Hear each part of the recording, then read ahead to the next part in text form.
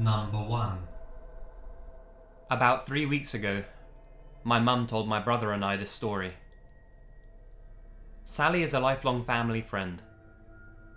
She would frequently visit her friends and family in Oklahoma. We live in a small town in southern Ontario, Canada. So, Sally would drive.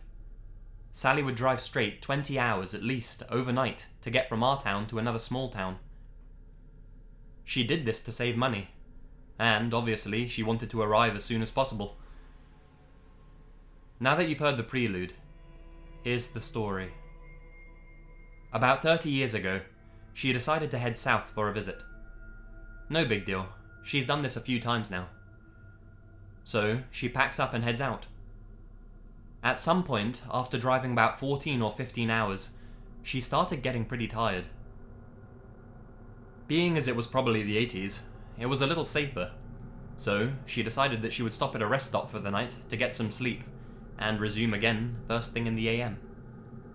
She parks in a very well lit and busy rest stop. She parks right by the lights, and felt at ease because there was an abundance of travellers stopping and going. She gets out of her car for a bathroom break, comes back, and settles in her car. About then, an RV pulls up beside her, and an elderly couple get out. The man asks her about coming from Canada. They strike up a little conversation. Nothing odd. The couple just talk to Sally for a little bit. They tell her that they're driving from the south, going north, and they just needed to have a sleep for the night. They wanted to talk because they were unsure if the rest stop was okay to stop at, but seeing as Sally was there, they felt at ease. They say good night and good trip, and the couple head back to their RV. Sally locked her doors up and went to sleep. 2 or 3 hours later, Sally woke up with a really unsettling feeling. She looks around. Nothing. A few people going in the stop. Parking lights are all on. She assumes she's just feeling bad because she's tired and her car isn't the best place to sleep in. After 10 minutes, she actually said that this feeling got worse, and it was a jarring, queasy, uneasy feeling. She sits back and tries to shrug it off. This doesn't work, and apparently she had every red alarm and instinct telling her that she needed to go. She panics, starts her car and peels off. She doesn't care where, she just knew that she needed to get away from there. About 20 miles down the road, she finds a motel and gas station. She decides to see if she could get a room there for what little money she had. She converses with the person in charge. He cuts her a deal because he doesn't want to see a young woman driving alone late at night. She gets a key, pops in her hotel room, and sleeps for the night. No issues whatsoever. Around 9 AM, she wakes up, showers, changes clothes, and decides to relax for a few. She turns on the TV, and what she said was on it actually gave me chills. There was a breaking news story about an elderly couple who had been killed in the middle of the night. The news shows the RV that Sally was parked next to, in the exact same spot, at the exact same stop. She even sees the fast food drink cup that she dropped by accident that rolled under her car. Sometime during the night, a man broke into their RV and killed them, and then simply left. Presumably this all happened right before Sally had left. The man was never caught, and Sally, since then, stopped at hotels for the night and avoided rest stops. Number 2. This encounter takes place several years ago, in a remote part of the Australian outback. For a bit of background, I'm a pretty built 6'2" dude, and I was around 26 years old at the time. I was on a road trip with a mate, travelling around the central Queensland outback, in my old, semi-reliable Nissan X-Trail. We're both massive science, zoology nerds, and had heard about this amazing dinosaur trail out this way, which is basically a grouping of 3 areas: Winton, Richmond, and Hewenden, that have had previous dino bone discoveries, still have fossils, as well as a seriously awesome dinosaur track with preserved foot imprints. We were staying at a place 3 hours from Winton for a couple of days, and were pretty keen to check out this trail. So, we made the decision to do the 6-hour round trip in a day. We were pretty ambitious and stupid back then. We left at 9 AM the next morning, car packed with lunch, several litres of water, and my trusty GPS, and off we went. It was a long drive, and halfway through, my aircon decided to cark it.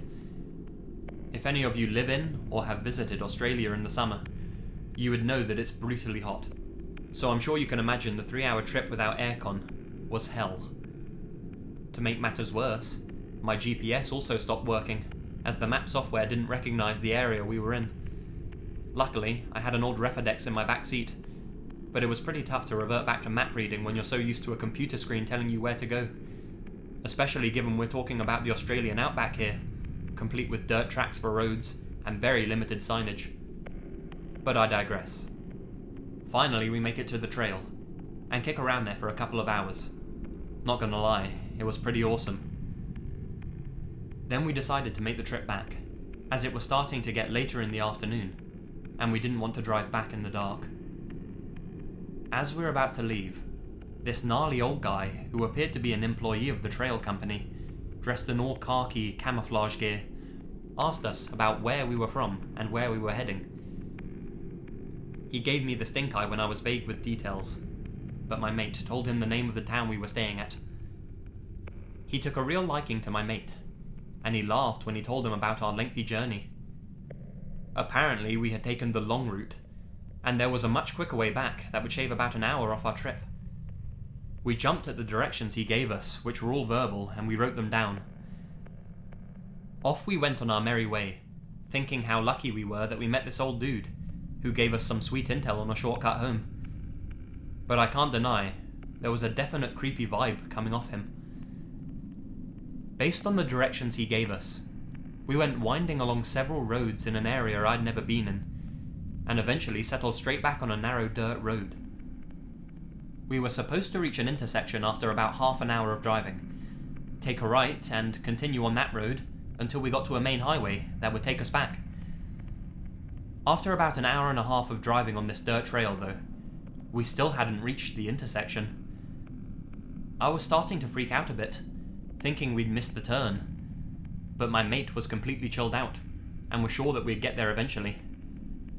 I think he thought I was driving too slowly, but there are kangaroos out there, and they're dangerous if you hit one. We'd been travelling for quite a while now, and it was getting later and later in the day, and it got to the point where the petrol in the tank was only a quarter full. There were no houses, other roads or cars in sight, and I was really not comfortable with where this was headed. The middle of nowhere, in a remote area, in the wasteland that is the Australian outback. There weren't any trees, only this dirt road, and desolate, dry bushland as far as the eye can see. I stopped the car and told my mate to get the binoculars out of the back, to take a look around in case there was any landmarks. Yes, I carried binoculars in my car, and I still do. He obliges, and I can just make out a house-like structure not too far in the distance, so we made the decision to head for that. We figured it could be a house, and maybe the people would be nice enough to give us some petrol to top us up, and some better directions to get us out of there. As we neared this structure, it became apparent that this was no house at all. We pulled up out front, and see that it's an old caravan that's been burned to a shell from the inside out. It's still got 3 blackened partial walls up though, so we can't see all the way in, and it looks like someone's been there recently, because there are animal bones strung up all over the place, and a cow skull at the entrance of the caravan. Some of the animal bone things even have grass or horsehair woven into them, and they're arranged like decorations. Then we see this hand-painted sign that's been staked into the ground, with the words, "Moonlight Motel," written on it. My alarm bells are ringing loud and clear. I nudge my friend and say, let's get the fuck out of here. but he's distracted by something in the distance. It's a car, coming in the direction we'd just come from. It must have only been 10 minutes behind us the entire time we were driving, but I didn't see it once. It's kicking up a ton of dust, which indicates that it's coming towards us fast. It's at this point we both hear a creepy scratching sound coming from the burned out caravan, like someone scratching at the wall from the inside. I move a little closer to try and see what it is. And there is a person in there, peeking out at us from a hole in the damaged wall. Then, this childlike voice, that's obviously a grown man imitating a little girl, giggles and says, "Are you here to play with me?" My mate and I both look at each other, and we book it out of there, back into the inner sanctum of the X-Trail. Just as I'm about to reverse out, the other car stops just behind my car, with the high beams on. I can't see the driver, but they're in my way, so I can't reverse out of there. I have no choice but to drive forward and turn around that way, narrowly missing the State Motel sign. As we're turning to leave, the driver starts to blare the horn, just hammering it for no reason at all. I just sped off back in the direction that we came, and thankfully the other car doesn't follow. It's getting to twilight at this stage, and pretty dangerous to be out on these country roads once it's dark, because of the aforementioned kangaroo situation. But we're feeling a bit better, as we manage to navigate our way back to where we came from, the Dino Trail, and even start to joke around about what happened. The person in the other car was probably just honking at us to get our attention to help with directions or something. I pull into the parking lot and go to the front desk area of the company that runs the tours. I explained that we had gotten lost on the way back to the town we were staying at, and the lady there was kind enough to give us just enough petrol for the ride back. I couldn't help myself, and I mentioned to her that our workmate was a real jerk for giving us those weird directions. We figured there was no way that we could have messed up with the directions that he gave us. At this point, she gives me a weird look, and asked if I could describe him. So I describe him, and her face goes funny, and she says, "That man doesn't work here. I saw him talking with the tourists today, and my boss had to ask him to leave. He kept trying to get the details of where people were staying, and telling them that he had vacancies at his place, and they could stay there, the Moonlight Motel." So, to the creepy old dude, who was pretending to give helpful directions to a couple of city folk to trap and potentially murder them in your lovely accommodation, let's not meet.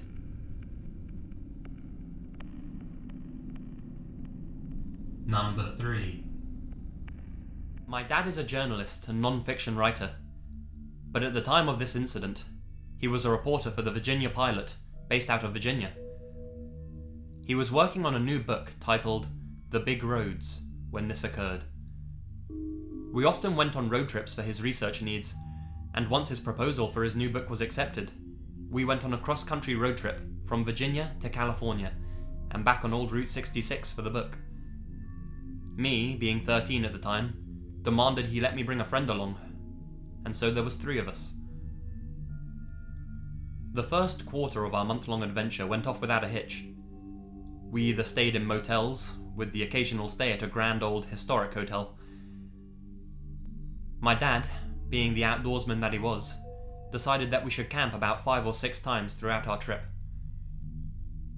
The first night we camped, we were in the middle of literally nowhere. No one for at least 20 miles on either side, in the middle of the Utah desert. When we arrived at our campsite in our rented minivan, my dad wanted to explore a bit, because at the bottom of the hill that our campsite was situated on was an old Pony Express stop.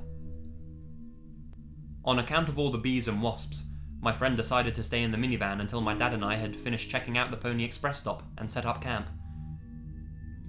We were utterly alone, and as a rather jumpy and skittish 13-year-old, it became apparent that we were isolated to the point that, if anything happened, we'd be totally screwed.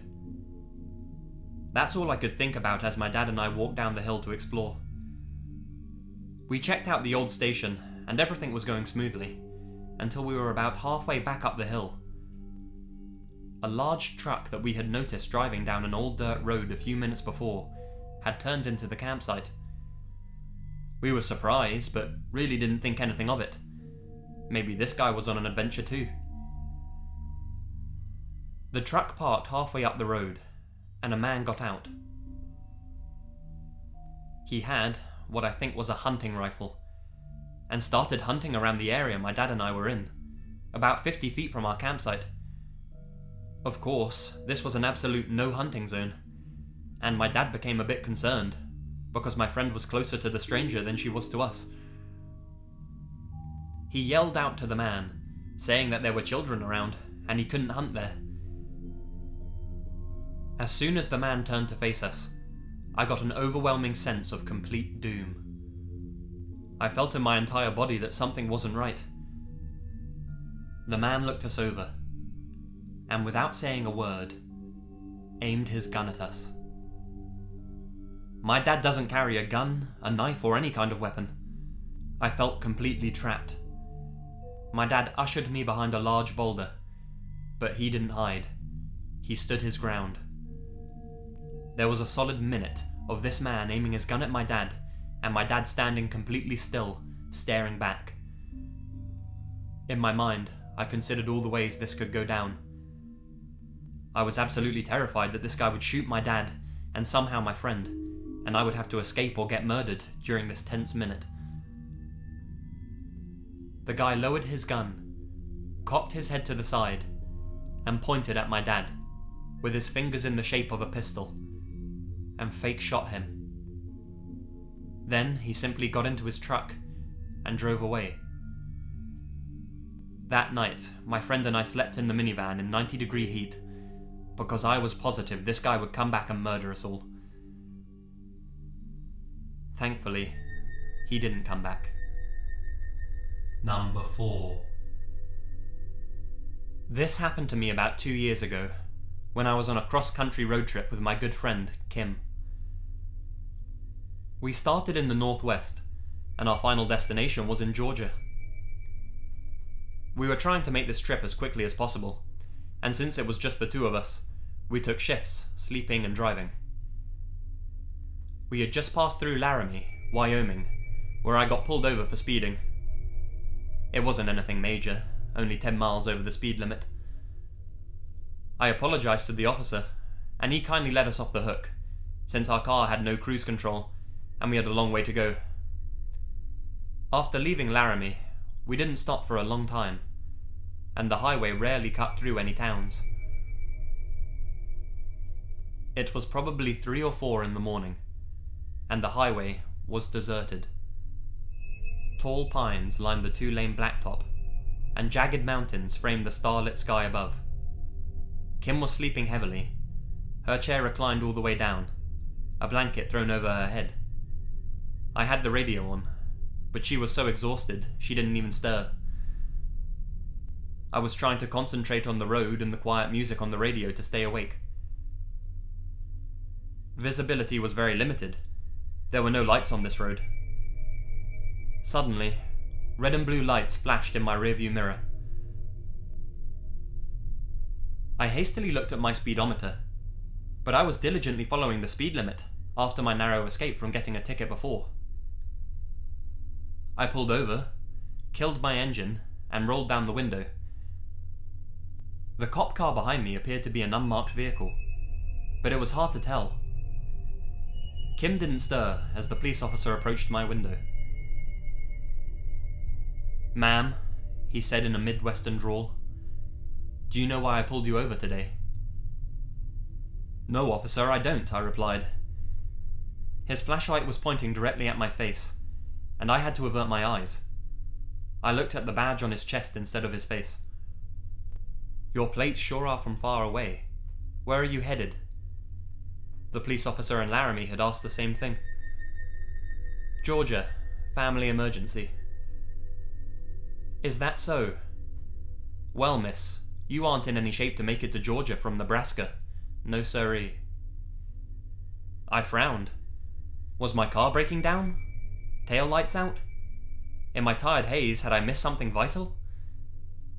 So I asked him, I'm sorry, what's wrong? Here, miss. Step out of the car. I can show you. He gestured with his flashlight, and the beam slanted across Kim's blanketed, shrouded face, and she sat up. She yawned and asked what was going on.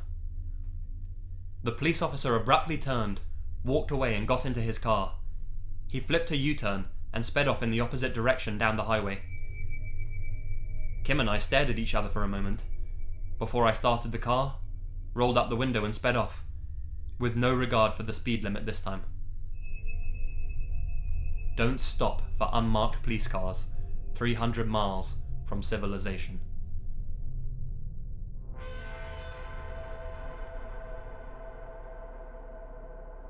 Hi guys, Lazy Masquerade here. Thank you so much for watching the video, I hope you enjoyed it. I was actually going to release a special thank you video, the special Q&A for the 50,000 subscribers that I have now attained. Woo! But unfortunately, my laptop fell off the bed and I broke the screen, so my computer's out of action for a little bit. Thankfully, my sister and her boyfriend let me use their computer to edit this video together, so I was able to get this up on time. But yeah, that explains why the graphics are less diverse than usual, less haunting pictures. But I hope you could bear with the video. I hope it wasn't too painful to sit through, and you enjoyed the stories, if not the visuals. But yeah, hopefully that will be fixed for my Friday episode. My laptop's being repaired, so that will be with you on Friday. I'd like to give a big shout out to my friend Anthony, who does all my artwork for me, including the thumbnail for this video. He does some amazing work, guys, so make sure to check him out through the links in the description below, and show him some support, because he's a really great guy.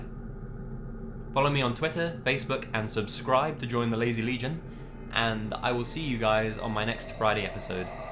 So, until then, keep on tracking, and remember, The best things happen in the dark.